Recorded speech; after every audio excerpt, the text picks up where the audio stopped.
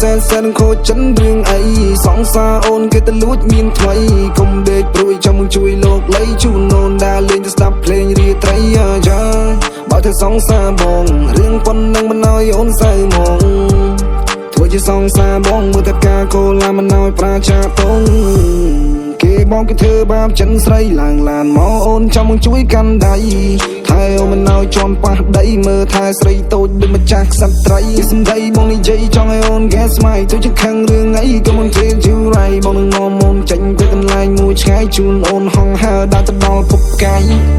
Baby I'm a rap star ពីសំដីដូចបាឡៃគេចំកត់ត្រា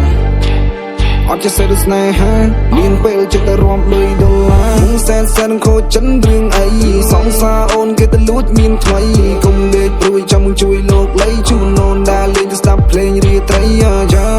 បើទៅសងសាបងរឿងប៉ុណ្ណឹងមិនឲ្យអូនសៅមកធ្វើជាសងសាបងមើលតែការកូឡាមិនឲ្យប្រជាតងអូនលេងពីងនៅសម័យ Gen Z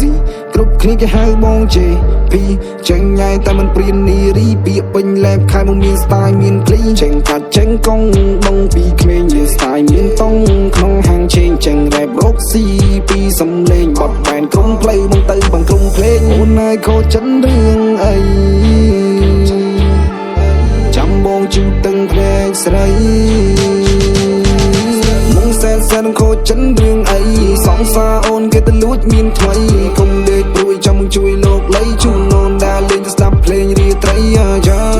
បើទៅសងសាបងរឿងប៉ុណ្ណឹងមិនឲ្យអូនសៅមកធ្វើជាសងសាបងមើលតែការកូឡាមិនឲ្យប្រជាតង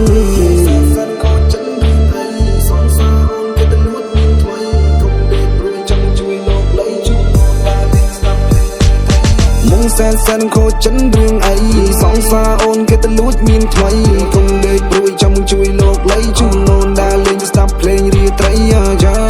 បើទៅសងសាបងរឿងប៉ុណ្ណឹងមិនឲ្យអូនសៅមកធ្វើជាសងសាបងមើលតែការកូឡាមិនឲ្យប្រជាតង